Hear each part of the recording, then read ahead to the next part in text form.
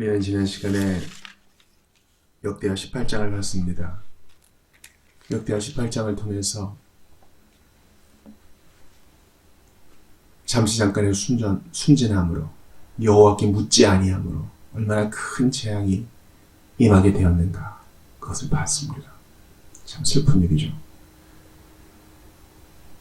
믿지 아니하는 자와 멍에를 매지 말라는 결혼관계를 포함합니다. 또 비즈니스를 함께하는 것, 정복전쟁을 그만 여호사밧은 북이스라엘과 함께함으로 큰 손해를 봤습니다. 죽을 뻔도 했습니다. 그러나 부르짖자 주님이 그를 구해내시고 아합은, 악한 왕 아합은 주님이 이름도 모르는 아람 군사의 화살을 통하여 심판하셨습니다. 주의 예언이 그대로 이루어진 것입니다. 그러므로 선지자, 우리 지난 시간에 선지자가 바른 소리를 하자 아합이 미가엘을 핍박하고 가둔 것을 봤죠. 미가엘은 뺨도 맞았습니다.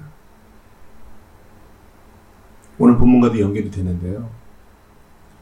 선지자의 말, 하나님의 말씀, 목사의 설교, 신자의 권면에는 반드시 책망이 들어있어야 합니다. 책망을 남발하면 안 되겠지만 그것이 반드시 포함되어 있어야 하는 것입니다.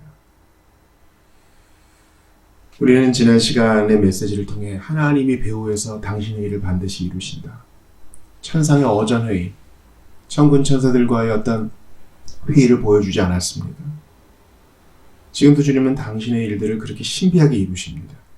이 땅에서 멀쩡히 사람의 모략과 계획들이 이루어지는 것 같아 보이고 계획한 일들이 착착 진행되는 것 같아 보여도 결국 하나님의 뜻이 서고야 말 것입니다. 그러므로 교만해서는 안 되고 우리의 지성과 정서와 의지를 다하여 하나님의 뜻을 찾고 쫓아야 하는 것입니다. 주 예수 그리스도의 십자가를 우리가 봤지요. 대제사장들의 계획, 사내들인 공의회의 모략, 빌라도의 잔꾀, 말도 안 되는 재판, 백성들의 아우성 속에 사람들의 뜻이 이루어지는 것 같았고 마귀는 승리한 것처럼 보였으나 하나님은 한치의 오차도 없이 당신의 일을 이루십니다. 그러므로 우리 눈으로 볼 때 이겼네 졌네, 많이 벌었네 못 벌었네, 좋아졌네 나빠졌네를 판단할 게 아닙니다. 하나님은 반드시 일하십니다. 손해보지 않고 일하시니 우리는 오늘도 믿음으로 우리 길을 가야 할 것입니다. 기준을 타협하지 말고요. 아까 말씀드렸던 우리 책망에 관련해서 18장과 19장이 연결되어 있다 그랬어요. 18장에서는 북이스라엘의 미가야가 아합 왕과 여호사밧에게 바른 예언을 전했죠. 오늘 19장에서는 예언자 예후가 여호사밧 왕을 찾아와서 책망의 말을 전합니다. 왕께서는 어찌하여 악한 자를 돕고 주를 미워하는 사람들을 사랑하여 그들과 함께 어울리실 수 있습니까? 이번 일로 왕께서는 주의 진노를 사셨습니다. 찾아가는 거. 여호사밧은 영적 감각이 많이 흐려져 있어요. 그래서 주님이 찾아오셔서 선지자를 보내셔서 그를 책망하십니다. 사실 지난 시간에 17장부터 오늘에 이르는 여호사밧 본문에서 여호사밧의 위대함은요, 찾아가는 데 있어요. 찾아가는 거. 지난 시간에 보니까 방백들과 레위 사람들과 제사장들을 묶어가지고 남유다 곳곳에 지방에도 보내가지고 하나님 말씀을 가르치게 했죠. 오늘도 보니까 또 재판관들을 요새화된 성읍에 임명하여 찾아가게 해서 각 지역에서 재판이 공정하게 시행되게 하고 옳은 일을 행한 사람들의 억울함을 풀어주고 악한 일을 한 사람들의 이 더러운 죄악을 심판하게 했습니다. 여호사밧의 위대함은 이 찾아가는 데 있어요. 근데 사실 그 일은 주께서 먼저 하신 것이죠. 주께서 아브라함에게 찾아오셨고 다윗에게 찾아오사 그를 왕으로 삼으셨고 솔로몬에게 먼저 찾아오사 내 소원이 무엇이냐 물으셨죠.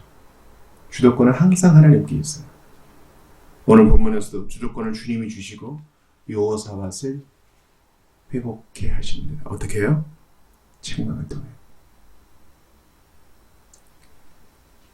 우리가 디모데후서 3장 16절 자주 얘기하죠. 교훈과 책망과 바르게 함과 의로 교육하기에 유익하되 무엇이요? 하나님 말씀. 하나님 말씀에는 교훈이 분명히 있어요. 아, 참 좋구나. 이런 깊은 뜻이 있었구나. 야, 참 달다. 그러나 동시에 책망도 있어요. 왜냐하면 히브리서 말씀이 알려주는 것처럼 좌우의 날선 검처럼 관절과 골수를 쪼개어 발라놓는 것처럼 우리 속에 있는 거짓된 동기들을 다 드러내요. 내가 꽁꽁 숨겨놓았다는 악한 의도들을 다 드러나게 해요. 내가 어떤 사람인지 하나님 말씀은 보여줘요. 잘 포장하고 있던 나의 민낯을 드러내게 해줘요. 그리고 주님의 책망과 교정을 받습니다. 이게 바른 모습이냐? 이게 은혜 받은 자의 삶이냐? 이런 책망이 없다면요, 우리는 다 방자에 행할 거예요. 책망은 때려서 피를 보겠다. 내가 가슴 아픈 만큼 너에게 복수하겠다. 그런 뜻이 아닙니다. 책망은 사랑하기 때문에 사랑 어린 마음으로 잠시 잠깐 굳은 어조로 사랑하는 이를 대하는 것입니다. 여러분, 사랑하기 때문에 애정이 남아있으니까 싫은 소리도 하고 간섭도 하고 그런 거잖아요. 애정이 없으면요, 관심도 없어요. 애정이 없으면요, 참견하고 싶지 않아요. 애정이 없으면 그 사람에게 목소리를 높이는 내 에너지 아까워요. 네, 주님은 이 수고를 마다하지 않으세요. 이후를 보내요. 책망합니다. 아, 죄를 범한 다윗, 회개치 않는 다윗에게 나단을 보내요. 그를 책망하시는 하나님은 오늘도 그렇게 하세요. 여러분, 근래에 책망 들어보신 적 있어요? 이 책망은 하나님의 책망이에요. 하나님 말씀의 책망입니다. 저는 먼저 제 자신을 돌아봐요. 저는 설교자 아닙니까? 설교를 통해 저는 아픈 사람들을 위로하기 바라요. 복음을 제대로 전하여 영적 기갈에 빠져있는 자들이 해방을 맛보는 걸 보기 원해요. 정말 전쟁터와 같은 일상을 산 예배자들이 주께 나와 참 힘을 회복하기를 원해요. 그러나 저는 책망도 해야 돼요. 제가 주일 설교 때도 넌지시 그런 말씀하지 않았습니까? 우리가 서로 지어져 가고 신령한 집으로 교회로 함께 세워져 가는데 나만 아니면 돼. 있을 수 있습니까? 제가 책망을 좀 했지요. 다른 사람에게 관심도 갖지 않고 자기 유익만 생각하는 공동체가 있을 수 없다. 제가 좀 더 발전을 시켜볼게요. 한몸된 지체인데 이름 알아요? 악수 해봤어요? 요즘 뭐 악수 뭐 조심하라고 하는데 연락처 알아요? 우리가 요람을 안 만드는 이유는 규모가 작기도 하지만 뭐 재정적인 이유도 없지는 않겠지만 서로 형제와 자매의 교제 가운데 자연스럽게 번호를 교환하라는 뜻이 거기 있어요. 요람이 잘못도 유출되면 개인정보가 새나갈 수도 있고요. 근데 사랑하는 우리 형제자매의 연락처 알아요? 생일 알아요? 그 집의 자녀 알아요? 그 사람의 기도 제목 알아요? 목사님 그런 거 목사님 할 일이지 뭐 저희가 어떻게 다 챙겨요? 아니요. 우리 모두의 일이에요. 교육자란 말씀을 맡은 형제 그 이상도 그 이하도 아닙니다. 영적 부모일 수도 있겠고 지도자일 수도 있겠지만 교육자도 한 돌에 지나지 않아요. 한 돌로 돌 하나로 벽 하나도 못 만들어요. 그도 신령한 집으로 지어져가는 돌, 산돌의 하나일 뿐이에요. 그런 책망.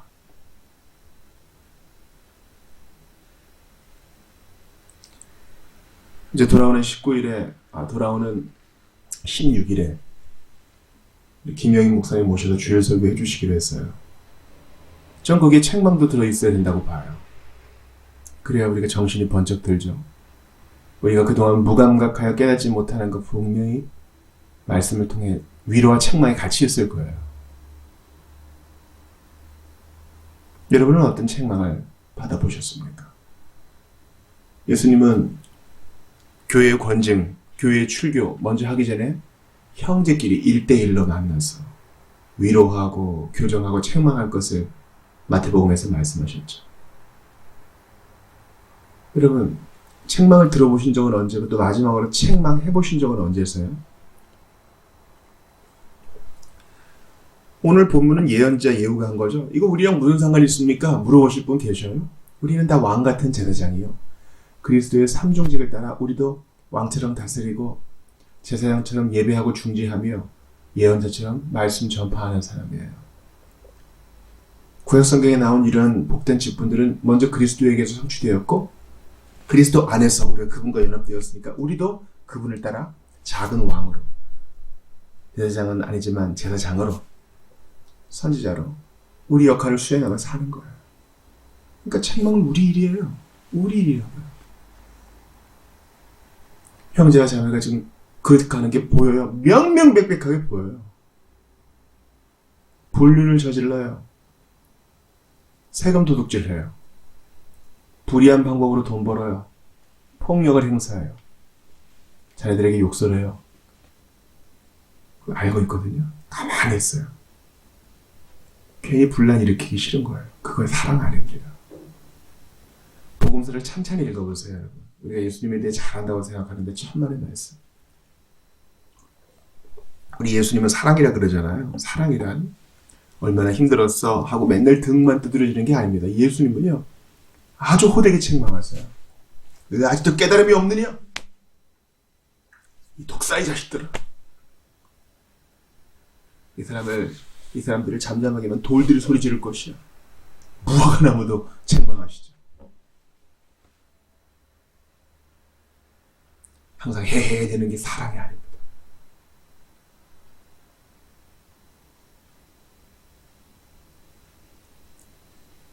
그런 면에서 교회는 어른이 있어야 돼요.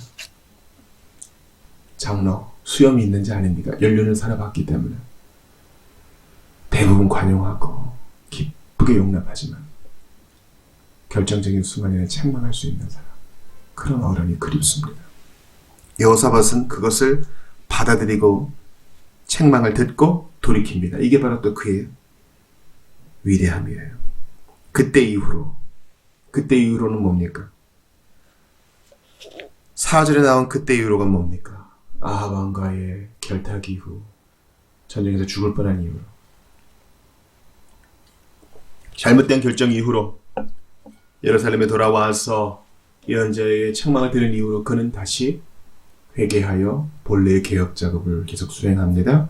지방에 요새하던 성읍에 재판관들을 세워서 나라의 안정을 꾀합니다. 그리고 주님을 두려워하십시오. 재판할 때 신중하게 하십시오. 주님이 공평하시니 여러분도 그리하십시오. 본래의 모습으로 돌아옵니다. 이게 그의 위대함이에요. 만약에 아카남처럼 선지자 예후가 바른 소리 할 때 가두어 버리고 이런다면 자기의 선대왕과 그들의 잘못된 통치와 다른 것이 무엇이겠습니까? 기억하세요. 자존심 상하는 게, 기분 나쁜 게 문제가 아니에요. 지금 내가 하나님 앞에 바로 서 있는가? 그게 중요해요. 저의 길지 않은 인생도 돌아보면 그 순간엔 좀 불편했지만 바르게 책망해 주었던 우리 지체들, 선배들, 어른들, 동생들, 선후배들, 형제자매가 있었기에 지금까지 넘어지지 않고 있었던 것 같아요. 기억하세요. 책망하지 않는 건, 명명백백한 잘못을 보고도 책망하지 않는 건 사랑하지 않는다는 것입니다.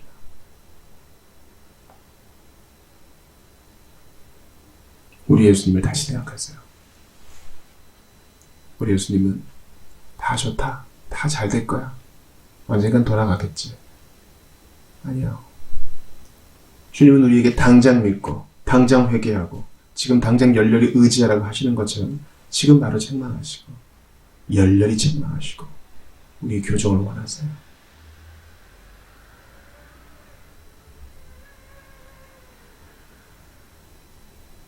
우리의 눈을 보시면서 우리의 교정과 회복을 원하시는 겁니다. 말도 안 되는 재판 자리에서 예수님이 베드로를 보세요. 그 눈빛의 의미는 무엇일까요?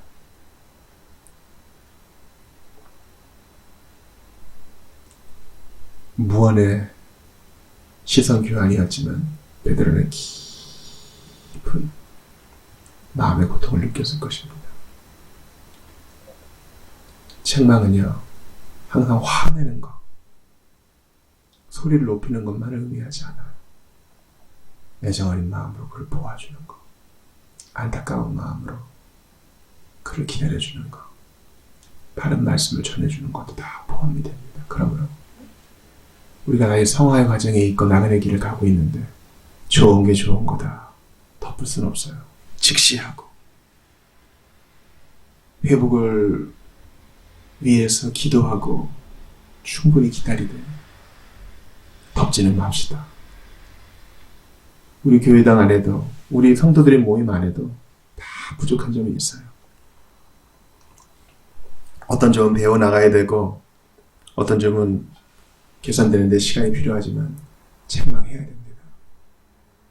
저는 그 일을 균형 있게 잘 할 수 있기를 바랍니다. 여러분 기도해 주십시오. 우리도 형제와 자매를 책망할 때 감정이 아니라 사랑으로 책망하고 사람의 반응이 아니라 하나님의 시선을 더 두려워하여 하나님 원하시는 공동체를 일구어내고 주님 원하시는 우리 일생의 삶 살 수 있기를 주의 이름으로 축원합니다.